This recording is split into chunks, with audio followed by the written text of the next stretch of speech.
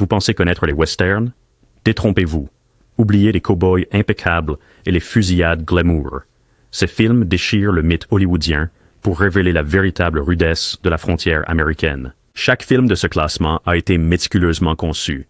Des costumes cousus main aux paysages authentiques brûlés par le soleil. Nous sommes sur le point de voyager à travers les westerns les plus sauvages, les plus rudes et les plus historiquement précis jamais filmés. Alors, on scelle, car ces histoires ne sont pas seulement du divertissement, elles sont des échos de l'histoire réelle, remplie de chagrin, d'héroïsme et de dures vérités. Prêts à découvrir le véritable Ouest? Partons à la rencontre des légendes ensemble. Tout d'abord, le chariot couvert. Avant que Hollywood ne soit emporté par le romantisme du vieil Ouest, The Covered Wagon a établi la norme du réalisme dans les westerns. Réalisé par James Cruise, ce chef-d'œuvre de l'ère du cinéma muet raconte l'épopée des pionniers partant du Kansas pour l'Oregon dans les années 1840. Sans CGI et avec uniquement le paysage brut en toile de fond, le film a rassemblé plus de 500 chariots et un casting de milliers de personnes, dont beaucoup étaient des descendants réels des premiers pionniers. Le film plonge profondément dans la dure réalité de l'expansion vers l'Ouest. Contrairement à de nombreux westerns ultérieurs, il ne détourne pas des difficultés. Vous voyez des montagnes enneigées, des déserts brûlants, la famine, des traversées de rivières mortelles et même des négociations tendues avec les tribus amérindiennes. Le sens de l'échelle du film est immense. Tourné sur place dans l'Utah et le Nevada, vous avez une vue immersive de la véritable isolation et du danger de la peste. Ce qui distingue réellement la caravane des pionniers pour son époque, c'est son refus d'ignorer le côté moins glamour de l'esprit pionnier. Il dépeint la faim, la maladie et la perte, sans garantie de fin heureuse pour chaque personnage. Les chariots eux-mêmes n'étaient pas des accessoires d'Hollywood, mais de véritables chariots Conestoga, avec des bœufs et du bétail fournis par des agriculteurs locaux. Même les vêtements et les provisions étaient choisis pour leur exactitude historique, donnant au film une texture proche de celle d'un documentaire. Bien qu'il soit muet, la narration visuelle du film est puissante, communiquant l'épuisement et l'espoir des voyages. The Covered Wagon a été un immense succès au box-office et est largement reconnu pour avoir lancé le western en tant que genre majeur dans le cinéma américain. Il a également montré que le public était avide de réalisme historique, pas seulement de fusillades de cow-boys. Près d'un siècle plus tard, son héritage perdure, à la fois comme une aventure épique et une rare fenêtre cinématographique sur les véritables difficultés de la frontière américaine. Le cheval de fer. Lorsque John Ford a entrepris de réaliser le cheval de fer, il ne faisait pas seulement un western, il bâtissait une légende. Sorti en 1924, cette épopée muette raconte l'histoire de la construction du premier chemin de fer transcontinental en se concentrant sur les rêveurs, les ouvriers et les marginaux qui ont posé la voie à travers l'immense étendue de l'Amérique. Ford est allé très loin pour l'authenticité. Il a filmé sur place dans le Nevada et l'Utah en utilisant de vraies locomotives à vapeur, des wagons de train d'époque et des kilomètres de voies posées à la main. La production a impliqué plus de 5000 figurants, incluant des Irlandais, Chinois, Italiens et Afro-Américains. Travailleurs, reflétant fidèlement la main-d'œuvre diversifiée qui a construit le chemin de fer. Ford avait même sur le plateau des descendants des ouvriers du chemin de fer d'origine, et a fait venir de véritables tribus amérindiennes pour se représenter. The Iron Horse ne romantise pas la création du chemin de fer. Le film dépeint le climat rigoureux, le travail éreintant, le sabotage et les affrontements culturels entre les travailleurs et les tribus locales, les dangers de la construction, les glissements de terrain, les embuscades, le sabotage par des intérêts rivaux sont tous au premier plan. Ford était méticuleux quant aux détails d'époque, des uniformes et des tentes aux outils et méthodes de pose de rails. Mais le film est plus qu'un simple exploit technique. Ford tisse ensemble des histoires personnelles d'ambition, de trahison et de sacrifice, faisant ressentir aux spectateurs l'ampleur des enjeux. Les paysages sont vastes et impitoyables, soulignant l'échelle à la fois du chemin de fer et du continent lui-même. À sa sortie, The Iron Horse a été un succès critique et commercial. Triomphe. Il a établi une nouvelle norme pour l'authenticité historique à Hollywood et a solidifié la réputation de Ford en tant que maître de la genre. Près de 100 ans plus tard, son influence résonne encore dans chaque western qui privilégie le réalisme au mythe. Pour quiconque curieux de savoir comment l'Amérique a été construite, littéralement et figurativement, Le Cheval de Fer est un visionnage essentiel. The Big Trail.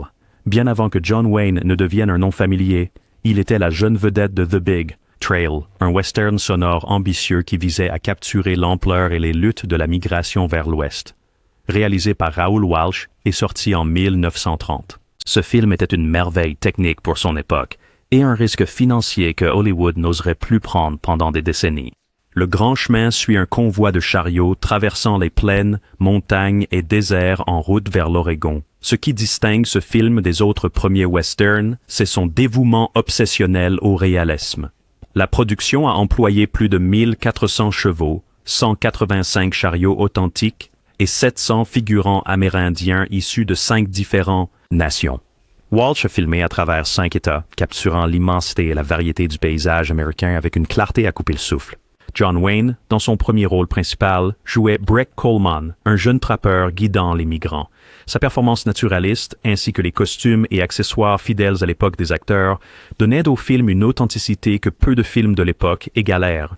Plutôt que de tourner en studio, les cinéastes ont enduré les vraies conditions climatiques et terrain, donnant à l'histoire un sens tangible de difficulté. Même les dialogues en langue amérindienne étaient précis, ce qui était rare dans les années 1930. Malgré son format révolutionnaire en écran large, La Piste des géants a eu du mal au box-office, car beaucoup de cinémas ne pouvaient pas projeter ces grandes images en 70 mm. Pourtant, son impact sur le genre fut immense. L'engagement du film a montré les véritables dangers du voyage, la famine, les wagons cassés, la maladie, les conflits et le chagrin restent pertinents aujourd'hui. Des décennies plus tard, The Big Trail a été à juste titre reconnu comme une réalisation pionnière. En 2006, il a été sélectionné pour préservation par le National Film Registry. Pour les fans de western, c'est un incontournable, à la fois comme un jalon dans l'histoire du cinéma et une capsule temporelle de la véritable apparence du rêve de l'Ouest américain, boue, misère et tout. Cimarron. L'appétit de Hollywood pour les grands westerns épiques a atteint de nouveaux sommets avec Cimarron. Le premier western a remporté l'Oscar du meilleur film. Réalisé par Wesley Ruggles, et sorti en 1931, le film adapte le best-seller d'Edna Ferber sur la ruée vers la terre en Oklahoma, une histoire qui concerne autant la naissance d'un État que la vie de 2 pionniers ambitieux. Cimarron s'ouvre avec l'une des scènes les plus emblématiques de l'histoire du cinéma, la ruée vers la terre de 1889, lorsque des milliers de colons ont traversé la prairie pour réclamer des parcelles de terre. Cette séquence à elle seule a pris des semaines à filmer, utilisant des centaines de chevaux, de chariots et de figurants pour capturer de manière authentique le chaos, l'excitation et le danger de l'événement. Le détail était si précis que de nombreux figurants utilisaient leurs propres objets de famille, couvertures, outils et vêtements transmis par de vrais pionniers. Le film ne s'arrête pas seulement au spectacle. Il chronique 30 années de changements rapides, suivant Yancey et Sabra Crava alors qu'ils aident à transformer une ville en pleine expansion en une ville prospère. Les décors, costumes et maquillages vieillissent avec les personnages, illustrant la rapidité avec laquelle l'Ouest est passé des tentes et routes en terre aux rues animées et grands hôtels. Le script aborde le racisme, la violence et la cupidité qui ont accompagné l'expansion, des sujets souvent négligés par des westerns plus édulcorés. Cimarron était une immense production et son attention aux détails de l'époque était révolutionnaire pour l'époque, des armes et chariots authentiques à la distribution diversifiée représentant la composition multiethnique de l'Ouest. Le film s'efforçait d'être précis à chaque étape. Son influence a été immédiate, inspirant des décennies de western visant la même échelle et réalisme. Bien que certaines attitudes aient vieilli, Cimarron reste une pierre angulaire de l'âge d'or d'Hollywood et un témoignage de l'énergie de transformation chaotique de l'Ouest. Pour quiconque s'intéresse à la rencontre entre le mythe et la réalité sur grand écran, Cimarron est une référence. Arizona. En 1940, les westerns étaient généralement stéréotypés. Des chapeaux blancs contre des chapeaux noirs, les héros disparaissant au coucher du soleil. Mais Arizona, réalisé par Wesley Ruggles avec Jane Arthur et William Holden, visait quelque chose de beaucoup plus ambitieux. Situé dans les années 1860 à Tucson, ce film est remarquable non seulement pour son personnage féminin fort, mais aussi pour sa reconstitution minutieuse de la frontière. La vie. L'Arizona n'était pas satisfait des plateaux de Hollywood. Les cinéastes ont construit une ville entière de toutes pièces, connue sous le nom d'Old Tucson, à la lisière du désert de Sonora. Chaque bâtiment, rue et détail ont été modélisés d'après l'architecture réelle des frontières et locales. Histoire. Les figurants, le bétail, les chariots et même la poussière paraissent totalement authentiques, si bien que le décor serait utilisé pour d'innombrables westerns dans les années à venir. Le personnage de Jane Arthur, Phoebe Titus, est librement inspiré de femmes réelles qui ont défié les rôles de genre pour devenir entrepreneuses et leaders communautaires dans l'Ouest. Le film met en lumière les défis auxquels elle fait face, pas seulement les hors-la-loi et les terres territoire, mais aussi la routine quotidienne du transport de marchandises, de la construction de routes et de la création d'une colonie dans un environnement hostile et sans loi. Le dialogue, les costumes et la technologie sont fidèles à l'époque, jusqu'aux outils faits main et aux armes à feu de l'époque. Arizona est sorti pendant la Seconde Guerre mondiale, lorsque l'Amérique recherchait des histoires de courage et de persévérance. Son engagement envers le réalisme, combiné à une narration forte et une cinématographie vivante, l'a aidé à se démarquer dans un domaine encombré de western. Aujourd'hui, il est célébré comme un joyau caché de l'âge d'or, offrant un aperçu rare et réaliste de la façon dont l'Ouest a vraiment été conquis, une cargaison de chariots à la fois. Shane. Aucune liste de westerns historiquement précis n'est complète sans Shane. Réalisé par George Stevens, ce classique de 1953 est devenu la référence en matière d'authenticité et de profondeur émotionnelle dans le genre. Adapté du roman de Jack Schaefer, Shane se situe dans le Wyoming après la guerre civile et se concentre sur un mystérieux pistolero attiré dans le conflit entre des fermiers et un impitoyable baron de l'élevage. Le film est célébré pour sa représentation des véritables guerres foncières qui ont défini l'époque.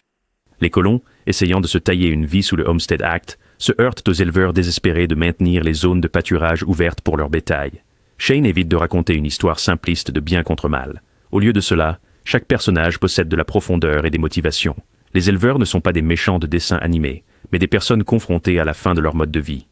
Stevens était fanatique du réalisme. Il a tourné à Jackson Hole, dans le Wyoming, en utilisant des paysages naturels et des costumes, outils et même des schémas linguistiques fidèles à l'époque. La violence, quand elle survient, est soudaine et brutale, reflétant le danger réel de la vie à la frontière.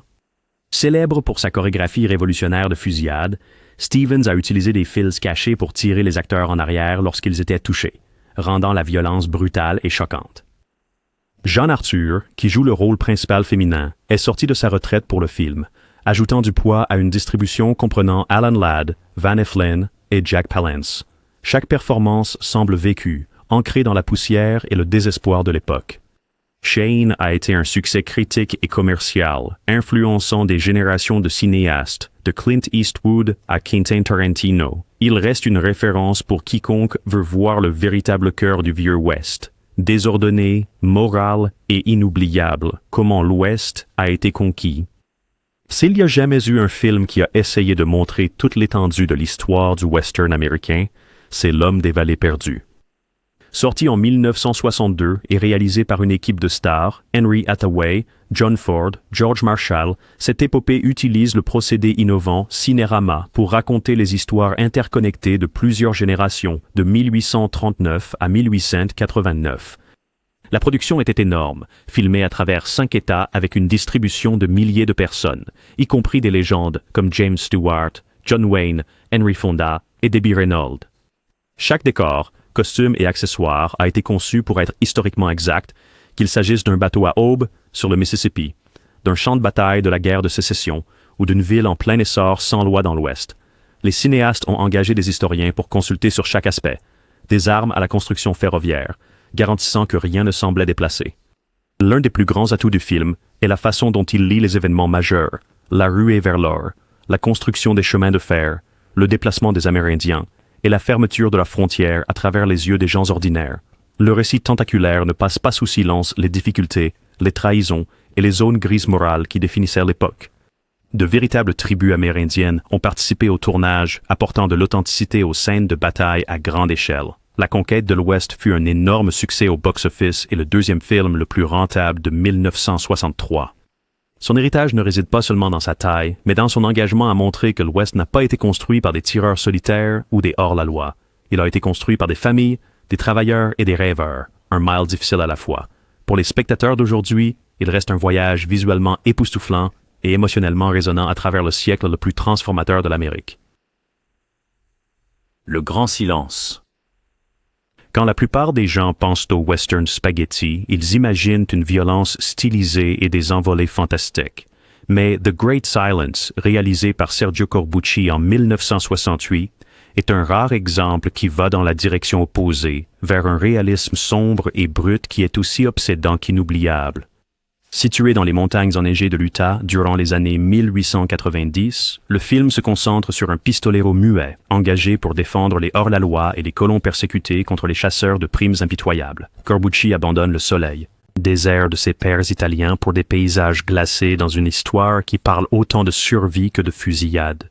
Les costumes, les armes et même les conditions météorologiques rigoureuses sont minutieusement recherchées.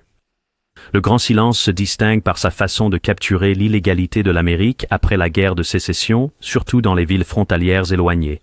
Les chasseurs de primes, menés par le méchant glaçant Klaus Kinski, ne sont pas glamourisés. Ils sont dépeints comme des opportunistes profitant d'un système brisé. La représentation de la violence dans le film est réaliste et choquante, sans promesse de justice ou de rédemption. Lors de sa sortie, sa fin sombre a été jugée trop noire pour le public américain. Le studio a refusé de le distribuer aux États-Unis jusqu'à plusieurs décennies plus tard. L'engagement de Corbucci envers l'authenticité s'étendait à tout, des armes à feu fidèles à la période au village boueux et enneigé. Même la nourriture et les dialectes reflètent le melting pot qu'était l'Ouest américain. Au fil du temps, Le Grand Silence a acquis un statut de film culte parmi les critiques et les cinéastes, cité comme une influence par Quentin Tarantino et d'autres. Pour quiconque souhaite un western dépouillé de mythes et rempli d'une réalité froide et dure, ce film est essentiel. Monty Walsh. Au moment où Monty Walsh est sorti dans les salles en 1970, le monde du cow-boy avait depuis longtemps disparu. Mais ce film traite de ce que l'on ressentait en voyant ce monde s'éteindre. Réalisé par William A. Fricker et avec Lee Marvin et Jack Palance, Monty Walsh est une méditation mélancolique sur le changement, le vieillissement et la fin d'une époque. Situé dans les années 1890, le film suit deux cow-boys vieillissants qui luttent avec la réalité que leurs compétences et leur mode de vie ne sont plus nécessaires. L'Ouest change avec les chemins de fer, le fil barbelé et l'industrie qui empiète sur les grands espaces. Au lieu de romantiser le mode de vie des cowboys, le film montre son déclin lent et inévitable. Les amis s'en vont, les emplois disparaissent et les rêves s'évaporent dans la poussière. Ce qui distingue Monty Walsh, c'est son authenticité vécue. Les décors sont poussiéreux, usés et réalistes. Les costumes semblent avoir été utilisés pendant des années, et le dialogue est plein d'esprit sec et de sentiments sincères. Fracker, un directeur de la photographie renommé, apporte un œil de peintre au paysage western, capturant à la fois sa beauté et sa solitude. Les critiques de l'époque étaient divisées, mais le film a gagné en réputation au fil des années. Sa représentation honnête de la vie de cowboy, monotone, parfois joyeuse, souvent triste, offre une pause rafraîchissante par rapport aux fusillades et affrontements des westerns traditionnels. Monty Walsh est un film sur la dignité, la perte et le côté peu glamour de la vie à la frontière. Pour quiconque recherche le véritable Ouest, c'est une élégie incontournable. McCabe and Mrs. Miller. McCabe and Mrs. Miller de Robert Altman n'est pas votre western typique, et c'est précisément pourquoi il est salué comme l'un des plus authentiques. Sorti en 1971, ce classique révisionniste renverse le genre en se concentrant non pas sur les hors-la-loi et les tireurs, mais sur l'ambition, la cupidité et la survie dans les villes frontières boueuses et impitoyables du nord-ouest du Pacifique. Le film raconte l'histoire de John McCabe, Warren Beatty, un joueur et entrepreneur qui s'associe avec la rusée et pragmatique Madame Miller pour construire un bordel rentable dans une rude ville minière. La ville elle-même est encore en construction alors que l'histoire se déroule. Les toitures sont inachevées, les murs se construisent à l'approche de l'hiver, et les gens se rassemblent dans le froid. Altman a tourné le film en Colombie-Britannique durant un véritable hiver, offrant ainsi au visuel une authenticité glaçante. Ce qui distingue McCabe and Mrs. Miller, c'est son attention aux détails banals de la vie à la frontière. Les vêtements faits maison, la lutte constante contre la boue et la pluie, et l'agitation quotidienne de monter une entreprise dans un endroit où la loi est encore une rumeur. Le dialogue, filmé dans un style superposé, imite les rythmes naturels d'une vraie conversation, et le casting de soutien ressemble à un échantillon de vrais pionniers, pas à des archétypes hollywoodiens. Altman n'était pas intéressé par la création de mythes. Il montre comment l'argent et le pouvoir, plutôt que les armes, ont façonné l'Ouest. Les critiques l'ont qualifié de l'un des films les plus tristes jamais réalisés, mais aussi l'un des plus vrais. Pour les spectateurs, McCabe and Mrs. Miller offre une fenêtre sur un monde où la survie dépendait moins de l'héroïsme que de l'adaptabilité, de la ruse et de la chance. Ulzana's Raid. Dans le panthéon des westerns révisionnistes, Ulzana's Raid se distingue comme l'une des représentations les plus intransigeantes de la guerre amérindienne et de la vie à la frontière. Réalisé par Robert Aldrich et sorti en 1972. Le film se concentre sur le chef de guerre apache réel, Ulzana, qui a mené des raids meurtriers contre les colons dans le territoire de l'Arizona durant les années 1880. L'histoire suit une unité de cavalerie des États-Unis chargée de traquer Ulzana et ses guerriers.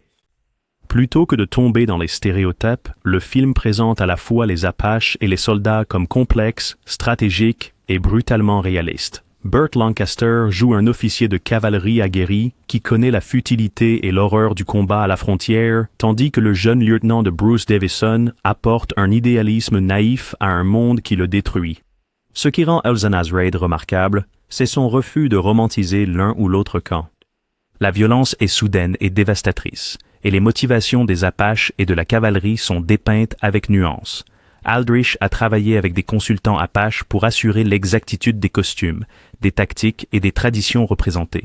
Le film recrée également de manière authentique le paysage âpre de l'Arizona, avec la poussière, la chaleur et l'épuisement imprégnant chaque image. À sa sortie, le film a été salué pour son réalisme et sa narration rigoureuse. Quentin Tarantino l'a qualifié de son western préféré des années 70 et les critiques d'aujourd'hui le considèrent comme l'une des explorations les plus honnêtes du genre sur la guerre, le colonialisme et la collision culturelle. Si vous voulez un western qui ne mâche pas ses mots et raconte la vérité sur la façon dont la frontière a réellement été conquise, Elzana's Raid est essentiel. La Culpeper Cattle Company. Le début des années 1970 a vu une vague de westerns essayant de retirer le mythe pour révéler la véritable rudesse en dessous, et la Culpeper Cattle Co. peut être le plus sale de tous. Réalisé par Dick Richards et sorti en 1972, ce film est un regard brut et sans glamour sur les transhumances de la fin du 19e siècle. L'histoire se concentre sur Ben Mockridge, un jeune homme qui réussit à se joindre à une conduite de bétail à travers un territoire hostile. Contrairement aux cowboys bien rasés des premiers films hollywoodiens, ces hommes sont sales, fatigués et souvent désespérés. La violence du film est soudaine et laide, sans romantisation des fusillades ou de la justice. Quand quelqu'un vole du bétail ou des chevaux, il n'y a pas de procès. Ils sont pendus. L'équipe de production a travaillé en étroite collaboration avec des historiens pour peaufiner chaque détail, des vêtements et des armes jusqu'à la langue et la nourriture. Même l'éloignement des lieux de tournage a été choisi pour correspondre aux véritables routes des convois de bétail historiques. Le résultat est un western où l'on peut presque sentir la sueur, le cuir et la poussière. The Culpeper Cattle Co. n'a pas été un succès au box-office, mais il est devenu un film culte pour les passionnés de western en quête d'authenticité. Son engagement envers la vérité historique, combiné à une cinématographie crue et à une musique mémorable, en fait l'une des représentations les plus fidèles de ce qu'était vraiment la vie sur la piste. Si vous vous êtes déjà demandé ce que c'était que d'être un cow-boy, avec ses défauts et tout, ce film est votre réponse. La ballade de Gregorio Cortés. Tous les grands westerns ne parlent pas de cow-boy ou de hors-la-loi. La ballade de Gregorio Cortés, réalisée par Robert M. Young et sortie en 1982, raconte l'histoire vraie d'un fermier mexicain au Texas qui devient un héros populaire après un malentendu tragique qui entraîne une chasse à l'homme épique. C'est l'un des films les plus naturalistes et authentiques sur les frontières américaines jamais réalisés. Edward James Olmos offre une performance puissante dans le rôle de Gregorio Cortés, un homme contraint de fuir après avoir tué un shérif, un acte déclenché par une mauvaise traduction. Le film est remarquable par son engagement envers le réalisme. Le dialogue est principalement en espagnol et en anglais, reflétant la confusion linguistique réelle qui a déclenché l'incident.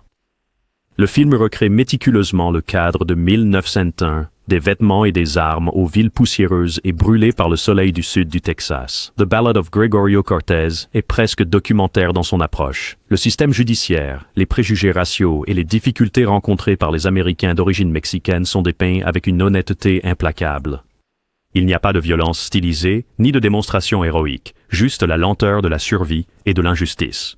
Le réalisateur Robert M. Young a tourné dans des lieux réels du Texas et a fait appel à un casting d'acteurs locaux et d'historiens pour garantir l'authenticité. Bien qu'il n'ait pas trouvé un large public lors de sa sortie, le film est depuis salué comme un jalon du cinéma chicano et une pièce essentielle de l'histoire américaine. Pour ceux qui recherchent un western qui dit la vérité sur la frontière, complexe, tragique et profondément humain, ce film est incontournable. Le dernier des Mohicans. Bien qu'il ne s'agisse pas d'un western traditionnel de cowboy, Le Dernier des Mohicans de Michael Mann est l'un des films les plus célébrés sur la frontière américaine. Sorti en 1992 et mettant en vedette Daniel Day-Lewis, le film se déroule pendant la guerre de 7 ans, une période rarement représentée avec autant de soin et d'exactitude. L'histoire suit Hawkeye, un homme blond adopté par la tribu mohicane alors qu'il se retrouve impliqué dans la lutte pour le contrôle de la nature sauvage de New York. Mann et son équipe ont déployé des efforts extraordinaires pour recréer l'époque. Les costumes, les armes et même les tactiques militaires ont été étudiés avec l'aide d'historiens et de consultants amérindiens. Les acteurs ont suivi une formation intensive pour utiliser des mousquets, des tomahawks et des compétences de survie de l'époque. Le film capture la complexité de l'Amérique coloniale avec plusieurs puissances européennes, des tribus autochtones et des colons luttant tous pour la terre et la survie. La reconstitution de Fort William Henry, le siège et la nature environnante est si immersive que l'on a l'impression de pénétrer dans un autre monde. Les personnages Mohicans et Hurons parlent leur propre langue, et le film traite les cultures amérindiennes avec un respect et une nuance rarement vus dans Hollywood. Le dernier des Mohicans a été un succès critique et commercial, salué pour sa cinématographie, sa bande sonore et surtout son authenticité. Bien qu'il prenne quelques libertés dramatiques, l'essence du film repose sur une histoire réelle, sanglante, tragique et profondément humaine. C'est un cours magistral sur la manière de faire revivre le passé à l'écran. La Porte du Paradis. Peu de films ont une réputation aussi controversée que La Porte du Paradis, sorti en 1980, réalisé par Michael Cimino, est tristement célèbre pour ses dépassements de budget et son échec au box-office. Le film a depuis été réévalué comme l'un des westerns les plus ambitieux et authentiques jamais réalisés. Situé pendant la guerre du comté de Johnson des années 1890, un conflit réel dans le Wyoming entre les fermiers immigrants européens et les riches barons du bétail, le film n'épargne aucun détail pour montrer les divisions sociales brutales et la violence de l'époque. Cimino n'a épargné aucune dépense pour le réalisme. Il a reconstruit des villes entières à partir de zéro, transporté de véritables trains par-dessus les montagnes et exigé des costumes et accessoires d'époque corrects jusqu'au dernier bouton. Le casting, y compris Chris Christopherson, Christopher Walken et Isabelle Huppert, a enduré des conditions éprouvantes pour correspondre aux difficultés rencontrées par leurs personnages. L'attention du film aux détails historiques est légendaire. Chaque costume, bâtiment et accessoire a été méticuleusement recherché. Les scènes de foule impliquent des centaines de figurants, dont beaucoup ont les mêmes origines que les immigrants. Dépeints. La violence est dure, la politique complexe et les enjeux douloureusement réels. Même la musique et les danses sont tirées de sources du 19e siècle. Heaven's Gate a été un désastre financier qui a ruiné la carrière de Cimino et a presque fait faillite à United Artists. Pourtant, avec le temps, les critiques et les cinéastes ont appris à apprécier son ampleur et son engagement envers l'authenticité. Le film se dresse comme un monument de ce qui peut arriver quand un réalisateur est autorisé à poursuivre la vérité historique sans compromis, parfois à grands coups, mais toujours avec des résultats stupéfiants. Voilà notre récapitulatif des 15 westerns les plus historiquement précis jamais réalisés, chacun une fenêtre sur la véritable frontière américaine. Si vous aimez les histoires où la réalité est plus étrange et parfois plus sauvage que la fiction, assurez-vous d'aimer, de partager cette vidéo avec vos amis fans de western et de vous abonner à notre chaîne pour plus de voyages légendaires à travers l'histoire du cinéma. Vous avez un préféré? Indiquez-le dans les commentaires ci-dessous. Merci d'avoir voyagé avec nous et jusqu'à la prochaine fois, gardez vos bottes poussiéreuses et votre esprit sauvage.